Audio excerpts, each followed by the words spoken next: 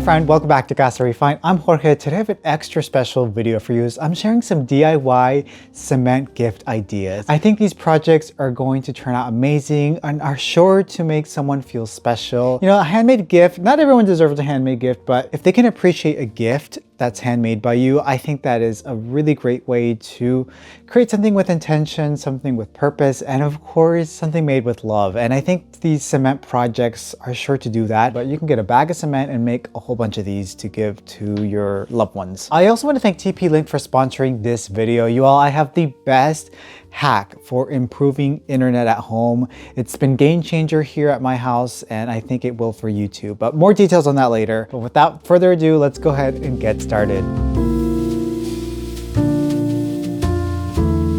For this first DIY, I'm making a beautiful scented candle. Simple, elevated, and such a great gift idea. I begin by mixing up my cement. In this case, I'm using some Cemental, but honestly, any all-purpose cement works perfectly fine. They even sell a smaller box, which I will link in the description, along with every material that I'm using in this video. The color I'm using is buff, which creates this soft, neutral warmth that I love. And for the mold, I found this really pretty shape that is perfect for a candle vessel. Now, I like to set the mold on a small board while I fill it. This just makes it easier to tap it gently as I release some of the air bubbles. It helps the surface come out smoother and makes the final piece look so much more refined. After a few hours, it's finally time to carefully release the bowl from the mold. Once it's out, I'm giving it just a quick sand at the bottom just to make sure it won't scratch any surface. Super important for a finished piece. I prefer wet sanding as it creates less dust. We'll let this cure for a couple of days before sealing it. I'm using a non-toxic candle-safe sealer, which is essential for projects like this. I'll apply maybe 2 to 3 coats to ensure the vessel is fully submerged and sealed. We don't want the wax to seep through. And I'll set that aside for about 2 days.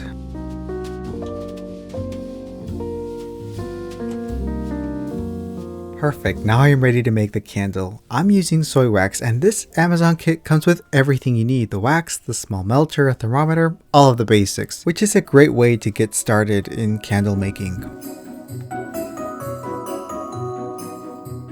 I'm heating the wax to around 185 degrees Fahrenheit, which is the ideal temperature to melt soy wax. This is also the best time to add fragrance because the wax is warm enough to bind with the oils, which helps the scent throw better once the candle is burning. While the wax melts, I'm attaching the wicks using some stickers provided in the kit. For a vessel of this size, I'm thinking 3 wicks will help burn it evenly.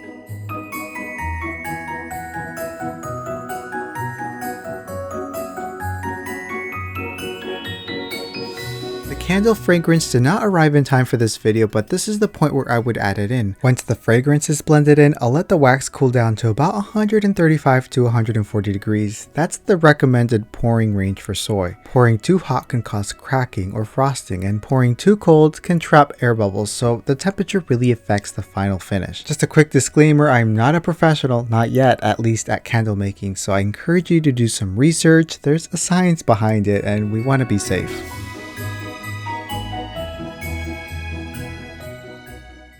I thought it would be fun to add some little toppings to this candle, so I picked up a few of these tiny berry molds, some strawberries, mulberries, and blueberries. I'm using some leftover wax and mixing in candle dye to match each one. Red for strawberries, of course, a deeper tone for the mulberries, and a soft blue for the blueberries. It's an extra step, but I think it adds such a cool, playful detail to this candle. If I were to do this again, I'd make the berries first before pouring the main candle. That way they are ready to place on top while the wax is still warm. It'll make more sense once you see how it all comes together. In the meantime, my internet sucks. I'm frustrated out here in the studio. We need to fix this. This will help you, trust me. I'm gonna be honest with you, I've been a little bit annoyed with my internet lately. I feel like it's just been slow, and when I'm working outside in the studio, sometimes the internet reaches over there, sometimes it doesn't, and my phone's always like connecting, not connecting. It just has not been working out for me, so I knew I had to do an upgrade. Introducing today's video sponsor, TP-Link, and their new Deco BE63 mesh system. This is game changer. This box is actually empty. empty. I already installed this a few days ago and I didn't realize how much my old setup was holding me back until I switched to this. What I love is that the system is designed for modern homes that have laptops, phones, TVs, cameras, smart lights, speakers, whatever we've added over the years. The Deco uses Wi-Fi 7, so you instantly get fast speeds, better stability, and way less congestion, even if you have a ton of devices connected at the same time. There's no weird antennas sticking around everywhere. Just simple, minimal, just the way I like it. TP-Link also added something called multi-link operation, which basically means that your devices can pull from multiple bands at once. So instead of your Wi-Fi deciding between one lane or another, it gets access to the entire highway. That's why everything feels smoother, no buffering, no weird lag, and no drop-offs when you're walking around the house. So mesh system, if you're not familiar, is basically a system of internet devices plugged throughout the house that act as a mesh. Rather than a traditional like Wi-Fi extender that you would plug in, you sometimes get, you know, lower quality internet or just dead zones. No, this acts as a mesh which gives you stronger, better, more consistent bandwidth of internet. I can be in the studio outside mixing my cement, I can be mowing the lawn, or in my bedroom editing for hours. No interruptions. Plus, the setup only took about maybe 10 minutes. It's literally plug in and open the app and follow the prompts. Done. Upgrade to the Deco BE63. A big thanks again to TP-Link for sponsoring a portion of this video. This is the upgrade of the year. Your family, your household is going to thank you. So I will go ahead and link the BE63 system in the description. Available on Amazon or Costco. Go check it out, and I think they are having also a sale on it right now, so good time to stock up on this. Alright, it's been about 30 minutes and the wax is fully cooled, so I'm going to release the berries carefully from the mold. And this is exactly why I mentioned earlier that I should have done this first. The candle wax from the poured candle is already set, so placing them on top will just cause them to slide right off. The ideal moment to add them is when the surface is still slightly soft so you can nestle them in. Since the window has passed, I am gonna melt the base of each berry with a lighter and adhere. Another approach would be to gently warm the top layer of the candle with a heat gun and pressing them in. Here is the finished candle. I am genuinely pleased with how it turned out. With all of the supplies that I picked up, I could easily make several more to give gifts to friends and loved ones. It's such a thoughtful handmade idea, and of course made with love. And you know, there are endless ways to customize something like this with different colors, different toppings. Whatever fits your styles, the possibilities are endless. What do you think?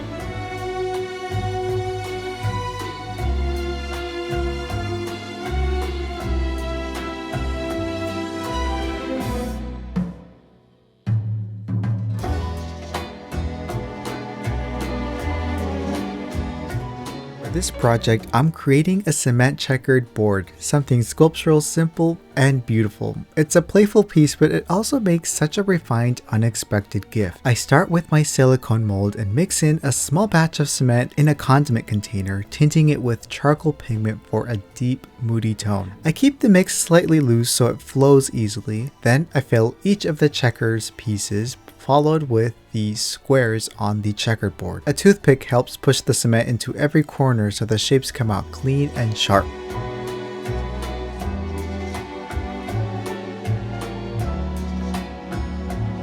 After that sets for about 30 minutes, I mix the second color. For the main board, I add buff pigment to create a warm contrast. Then I pour it into the mold and tap out any air bubbles. While the lighter mix is ready, I'm also filling the remaining checkered pieces to complete the set.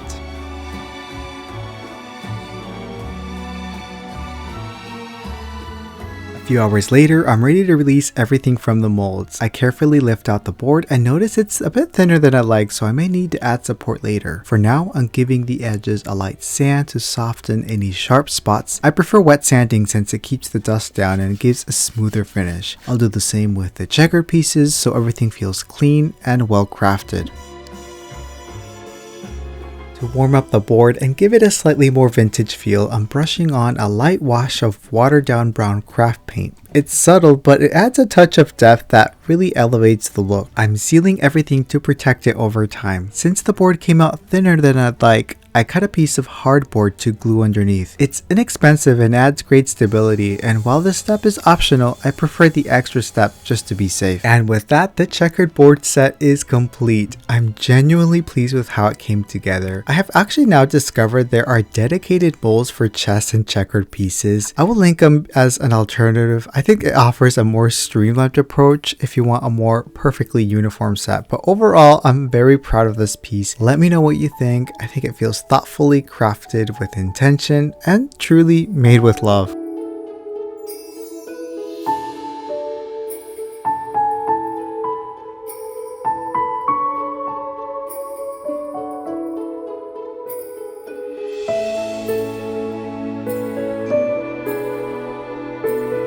For this gift idea, I'm putting together a small curated set which includes a tray, a few coasters, and a candlestick holder. The overall vibe of this will be sleek and modern, but don't worry, we'll make it feel warmer later on. I want to experiment with two different ways of introducing color. For the first technique, I'm pouring the cement as is, raw and neutral. Then I'll release the molds and add the color later. I'm giving everything a quick wet sand to smooth out the edges, and now I am ready to add some color. One thing that works beautifully with cement is a wash of watered down acrylic paint. It absorbs onto the surface almost like a stain, setting into the pores, creating a real rich, even coverage that is durable.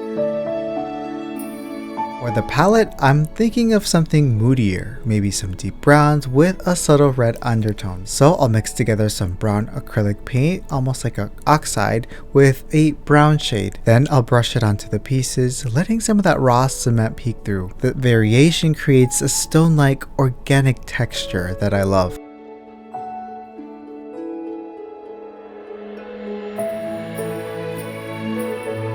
It's looking great already, but let's take it even further. Next, I'll take a bit of beige paint and splatter it across the surface for a softer contrast, and then layer in a deeper brown to add depth. The result has a really interesting, almost mineral look to it.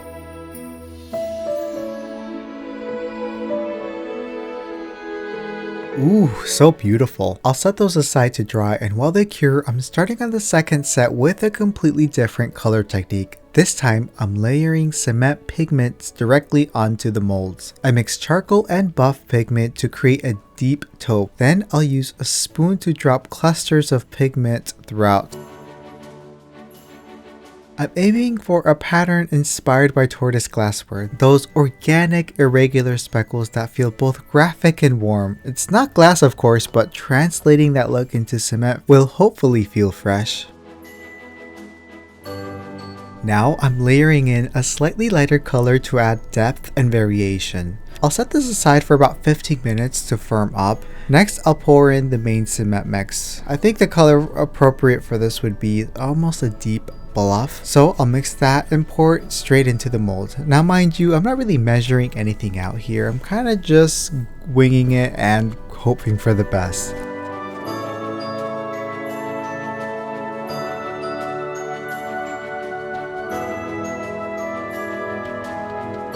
A few taps to release the air bubbles and settle evenly. I'll set that aside for a few hours to cure or dry.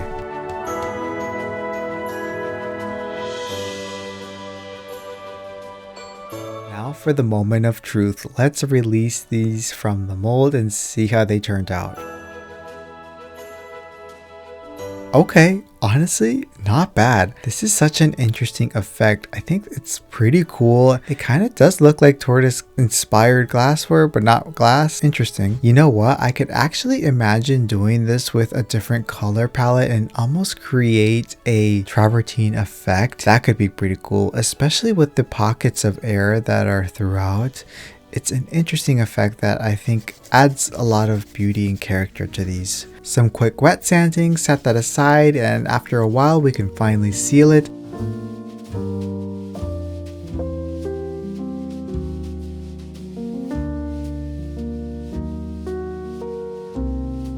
apply some non-scratch bumper cork stickers at the bottom, and these are now ready to be gifted to someone who can appreciate them. I really love both of these sets. Let me know which of the two is your favorite. I love the color of number 1, but I also love the effect of number 2. I can't choose. I think they're really special.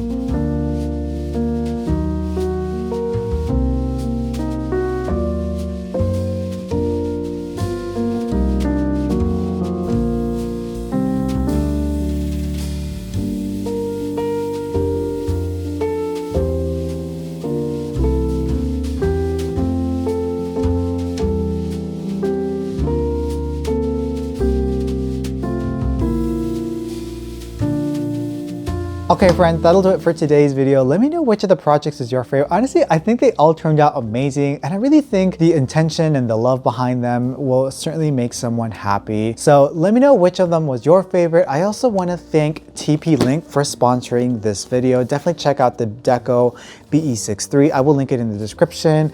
It's the upgrade you need this year. Let me know if you want to see more DIYs or gift ideas. I think I have a couple more up my sleeve. Thanks again for watching. I'll catch you in the next video.